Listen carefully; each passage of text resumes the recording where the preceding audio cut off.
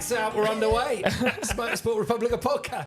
Like, you know, now there's all those little ovales, they're taking over. Yeah. Do you do much of that? I did until I broke my femur. Oh, shit.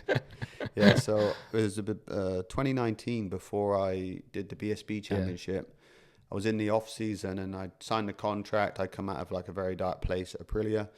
And I was like, all right, let's go. Like, go to Spain training. I just recovered from broken ligaments in my ankle in Italy.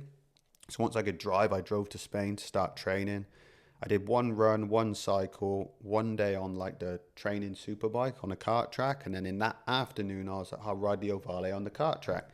So I was ragging around with Jake Dixon at the time. Yeah. And we were pushing on, nothing crazy. And was fourth gear, full gas on a 190 Ovale. I tipped into a corner, grabbed the brake, and the throttle stuck open. Oh. So I lost the front. And as I was sliding, there was a gap in the tire wall like this. And I thought, thank you. As I'm doing that, I see there's a concrete block like that. It was like 1 meter by 1 meter. It was a drainage thing, but it was raised out the ground, concrete.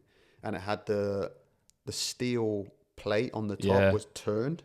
You know, like when you go to, and it was like a knife.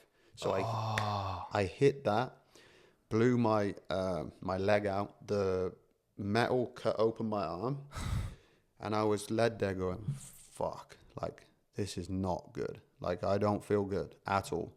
And my mechanic and Jake come over and they, like, the look on their face, I was like, this is a bad way. And I was bleeding out my arm, I was bleeding out of my femur. Because I couldn't feel my leg. So I was like, I'm good, like, it's all right, it'll be all right. I'm always that guy, it'll be okay. But they're like, nah, you're not okay. Like, you're bleeding a lot. And I was like, started to look down, and my arm was bleeding, my leg was just pure blood coming out.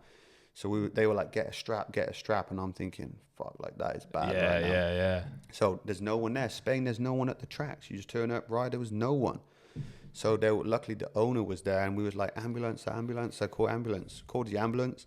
They're trying to wrap some old dirty rope around my leg to tighten it. And I'm like starting to panic now. Yeah.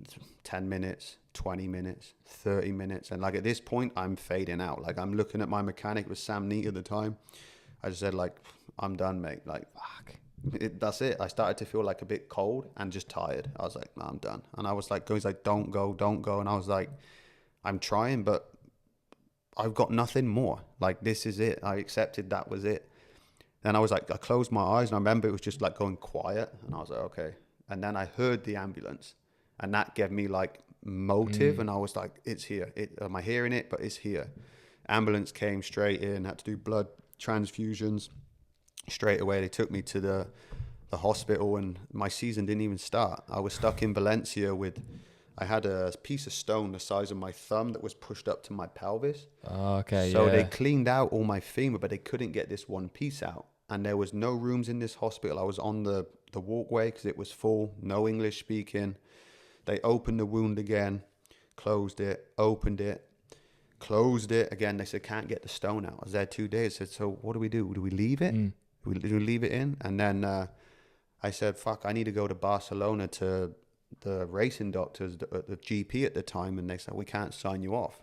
I said, fuck, I need to go. So my leg's going to be amputated. Like, I need to go. And luckily, Tito Rabat was there at the time. And he was my translator helping me. And he's like, we're getting you out. So we organized like a private ambulance, which was more of like a van with a bed in the back. And basically he signed me out and they were not agreeing with it. And he was saying all sorts of things in Spanish and he just pushed me out of there. I got in this van, straight down to Barcelona, 3 hours, no painkillers, on my own, some Spanish guy driving. I have no idea who he is and not a word of English. Got into Barcelona, threw my credit card and insurance over the desk, straight rushed in.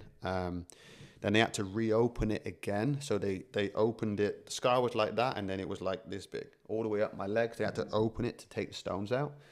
And then I went into intensive care after it because I lost so much blood. Then I come around, the guys did a good job, and I woke up to a phone call from Paul Bird saying, I think we should rip up the contract. You're no use to me.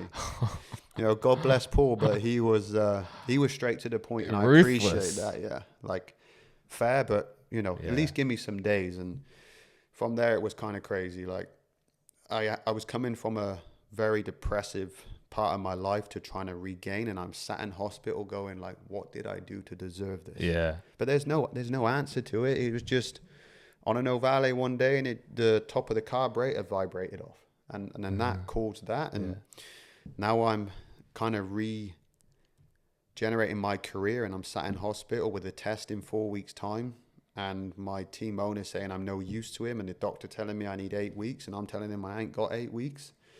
And I was back in 3 weeks and 4 days at the first test, and I topped the timesheets because I had to. Bro, motorcycle riders are another level. There's so many of those similar type of stories out there as well.